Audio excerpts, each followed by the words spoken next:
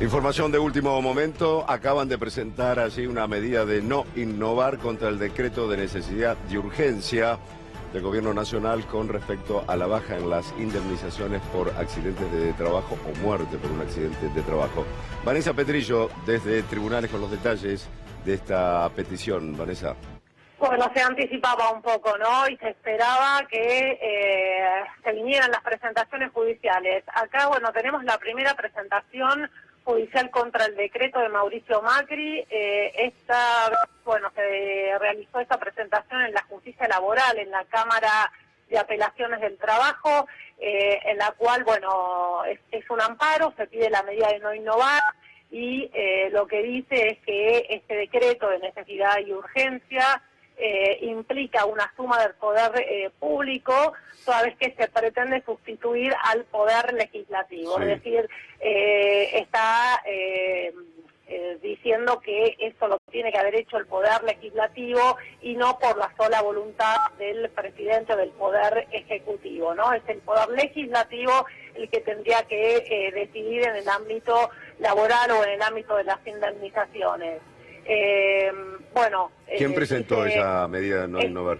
Es una presentación que lo hizo un abogado, Daniel Igolnikov, lo acaba de presentar recién ante la Cámara Laboral. Vos sabés que me habían dicho que no querían aceptar este amparo, pero los amparos se presentan en cualquier tribunal, después se le da el curso que corresponde, pero un recurso de amparo es factible presentarlo ante cualquier tribunal de la justicia.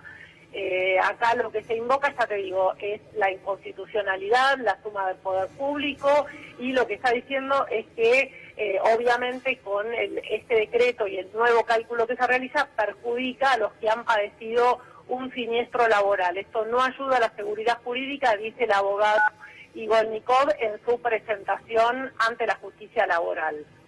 Bien, ayer hablamos con Héctor Recalde y él le preguntamos concretamente si porque él dijo, cuando aparezca algún trabajador que se vea afectado por este decreto de necesidad de urgencia, allí estaremos haciendo las presentaciones de inconstitucionalidad.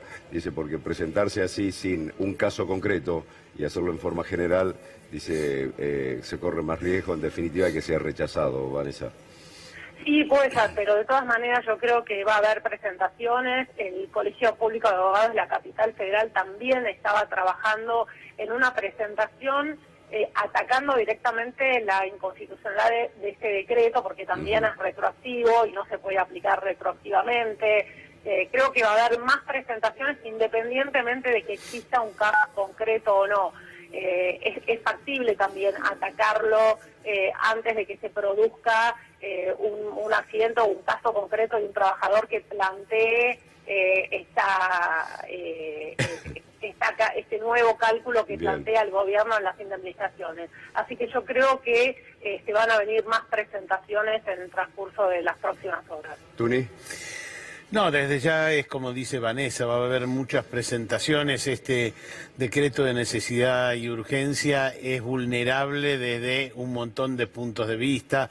Es inconstitucional porque es regresivo, es inconstitucional porque no hay necesidad ni urgencia para hacer esto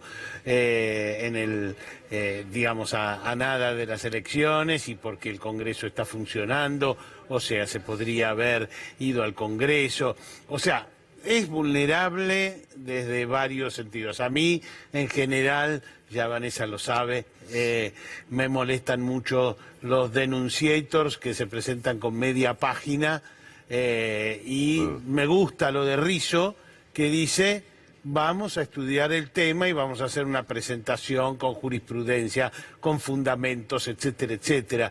Y esas son las presentaciones, o lo que dice Recalde: voy a tomar un caso en concreto para discutir esto. Entonces, como dice Vanessa, va a haber muchas presentaciones, veremos cuáles prosperan, ¿no? Claro, exacto. El Colegio Público de Abogados está preparando, vos lo decías recién, una presentación ya atacando bien, absolutamente con fundamentos, los puntos de este decreto.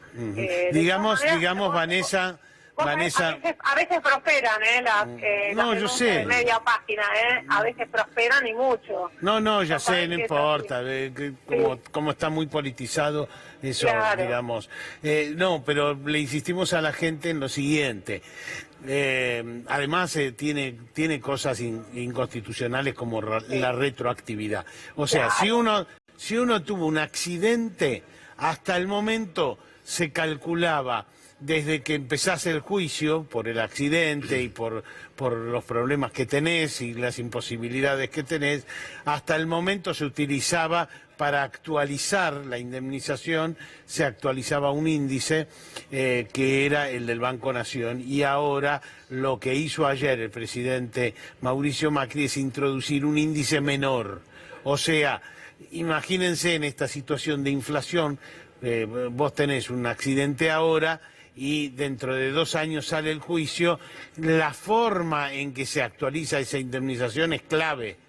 Te va a dar la mitad o menos de la mitad según cómo se actualiza. Entonces, lo que se hizo ayer, el decreto de necesidad y urgencia, tiene que ver con que se actualice desde esta propuesta o desde este decreto de necesidad y urgencia de Macri, se actualiza por un índice inferior. Te reduce la indemnización.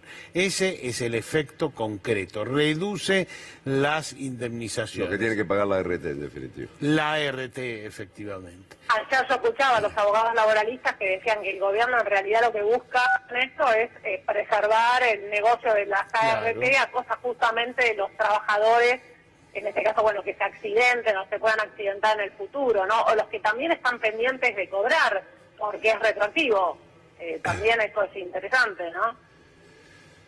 Claro, sí, lo que llama la atención es que sea retroactivo, o sea, no de a partir de los hechos o los incidentes laborales o accidentes de trabajo que ocurran de acá en adelante, sino aquellos que están en trámite también ingresan en este decreto de necesidad de urgencia. Bueno, Vanessa... No, esto va a prosperar, tarde o temprano supongo que va a prosperar. Digamos, pero ahora el decreto está vigente. Está vigente porque el sistema para voltearlo es que tienen que votar las 2 cámaras para voltearlo. No, es decir... pero iba a esto, Raúl, y le pregunto también a Vanessa. Hoy en día está vigente el decreto. Sí. Si hay una RT que tiene que liquidar una indemnización a un trabajador, sí, ¿aplica el decreto? Claro. Claro. Hoy en día, todas estas horas que está transcurriendo, los días o hasta que esté vigente, se aplicarán ese decreto. No solo eso, Claudio, Vanessa, no sé si estás de acuerdo con esto. Suponete que después la Cámara de Diputados dice, no, esto es inconstitucional, no va, y la Cámara de Senadores dice lo mismo, en cuyo caso el decreto deja de tener vigencia. Lo hecho entre ayer y cuando eso ocurra, la anulación va a valer igual. Sí, salvo que haya... No se va a poder modificar eso. Salvo que haya alguna decisión judicial al respecto. Una decisión judicial también se lo puede frenar al decreto. Eso es cierto. Una medida cautelar que lo frene, un juez que lo frene, eso puede pasar también, digamos, el escenario, para responder a lo de Claudio es... Hoy va una RT y le liquida por el valor menor a un trabajador. Sí. El trabajador recurre a la justicia y la justicia dice que es inconstitucional el DNU, efectivamente, como dice Vanessa... Ahí se corrige. Ahí se corrige. Sí, claro. Pero si el juez dice, no, vale esto que dice Mauricio Macri, este DNU, y recién se voltea después en las cámaras... Ahí la RT sale, en este caso, triunfante. Claro, hay que ver cómo, en el caso de que un juez lo acepte, tramitar un recurso de amparo, si dicta una medida cautelar de no innovar y frena automáticamente el decreto, y hay que analizar todo el fondo de la cuestión, o sea, si es inconstitucional o no, que eso lleva un poco más de tiempo, pero una medida cautelar, una medida de no innovar, dictada rápidamente por la justicia, frenaría el decreto. Vanessa, muchísimas gracias. Hasta luego.